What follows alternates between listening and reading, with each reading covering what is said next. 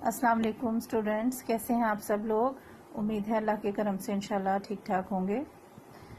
बच्चों आइए आज के सबक का आगाज़ करते हैं। आप सब किताबें खोलें, पेज नंबर 12। बच्चों प्रीवियस लेसन में आपको मैंने वर्ड्स मीनिंग्स करवाए थे। पूरे टेक्स्ट में से पूरा रुकू जो था तीसरा सूरह अनफाल का, इसमें से डिफ़िकल्ट वर्ड्स जो एक्सरसाइज में दिए गए हैं वो भी शामिल थे, और पूरे रुकू में जो मुख्तलिफ अल्फाज थे वो मैंने आपको करवाए थे कल। उम्मीद है आपने कॉपी अपनी उस कॉपी में कर लिए होंगे मुकम्मल, और ये भी उम्मीद करती हूँ कि आप साथ साथ उसको समझकर याद भी कर रहे होंगे। आज हम एक्सरसाइज देखेंगे। तमारीन मशकी सवालात हैं यहाँ पर।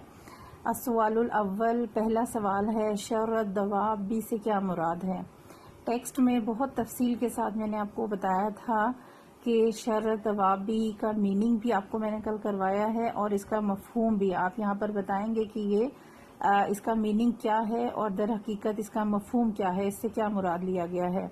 शर कहते हैं बुरे को, खराब, बदतरीन। उर्दू में भी आप ये लफ्ज़ शर पढ़ चुके होंगे मुख्तलिफ जगहों पे। अल्फाज मुतजाद में शर और खैर, शर कहते हैं बुरे को, खैर कहते हैं अच्छे को, अच्छाई को। और दवाब जो है वो दाब की जमा है, यानी चौपाए, चार टांगों वाले जानवर। शर्रत दवाबी यानी कि चौपाए से भी बुरे, चार टांगों वाले जानवरों से भी बुरे, बदतरीन। अब यहाँ पर इन आयात में हमने टेक्स्ट में पढ़ा था, ये उन लोगों के लिए अल्फाज इस्तेमाल हुए हैं जो बज़ाहिर अपने आप को कहते हैं कि हम कुरानी तालीमात सुनते हैं, और हम जो कुछ वही नाजिल हो रही है हमने वो सुना, और लेकिन हकीकत में वो उसको नहीं सुनते, उनके अंदर वो आवाज़ नहीं पहुंचती।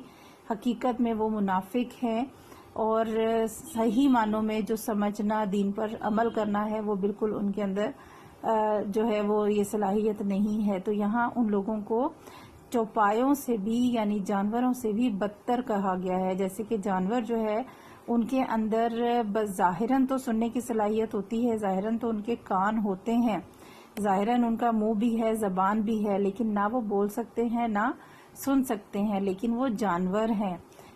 और ये लोग इंसान होने के बावजूद, जिन्हें अल्लाह ताला ने कान भी दिए हैं, ज़बान भी दी है, बोल सकते हैं, सुन सकते हैं, लेकिन उनके अंदर समझने की सलाहियत, उनके अंदर दिल में उतरने की सलाहियत, उनके अंदर नेकी का मादा नहीं होता, और वो हकीकत को देखकर भी जो है वो उस पर अमल नहीं करते, उसको तस्लीम नहीं करते। तो ऐसे लोगों को अल्लाह ताला ने उन जानवरों से भी बदतरीन करार दिया है। तो ये मफहूम है, इसका मायनी जो है वो जानवरों से भी बदतर, और इस्तिलाही मफहूम है, लुग़वी मायनी है, और जो इस्तिलाही मफहूम है वो तफसील के साथ फिर ये बताया जाएगा कि ये दर हकीकत किन लोगों से मुराद है और किन लोगों को कहा गया है। ठीक है, इसके बाद है अस्सवालुस्सानी, इन आयात में खयानत से क्या मुराद है। खयानत आखिरी आयत जो हमने पढ़ी थी, या अय्युहल्लज़ीना आमनू ला तख़ूनुल्लाह व रसूल व तख़ूनु अमानातिकुम, ए ईमान वालो अल्लाह और उसके रसूल की अमानतों में खयानत ना करो, और ना ही अपनी अमानतों में खयानत करो। ये प्रीवियस लेसन में आपको मैंने आयत करवाई थी, उस वक्त भी मैंने आपको इसका मफहूम समझाया था, और यही चीज़ आपको क्वेश्चन में भी दी गई है कि खयानत से क्या मुराद है। यहाँ पर खयानत से मुराद, जैसे आयत में हमने पढ़ा था कि अल्लाह से खयानत ना करना, रसूल से खयानत ना करना, और आपस में एक दूसरे से खयानत ना करना। तो तीनों को वजाहत से हम बयान करेंगे कि अल्लाह से खयानत करने से मुराद ये है कि अल्लाह ने जो हमें दीन दिया है, जो तालीमात रसूल सल्लल्लाहु अलैहि वसल्लम के ज़रिए पहुँचाई हैं, अगर हम उन पर अमल नहीं करते, अल्लाह के अहकामात पर अमल नहीं करते, उसे तस्लीम नहीं करते या उससे लापरवाही करते हैं, तो दर हकीकत हम अल्लाह के साथ खयानत करते हैं।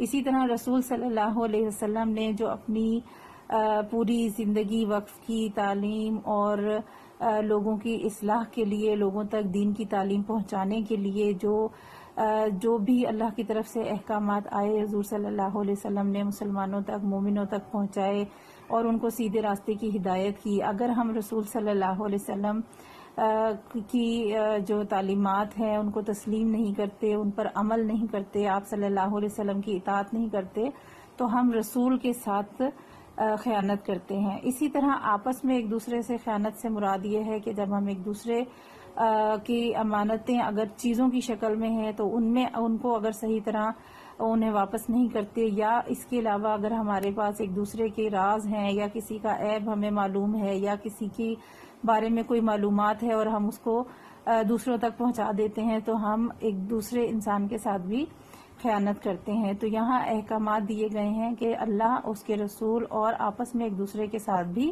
خیانت نہ کرو۔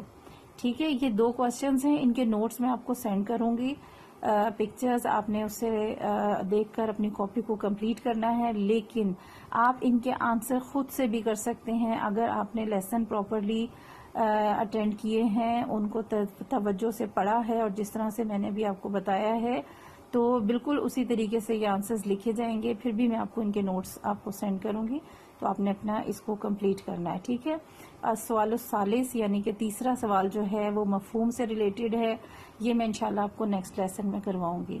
ٹھیک ہے، آج کے لیے اتنا ہی کام ہے۔ اللہ حافظ۔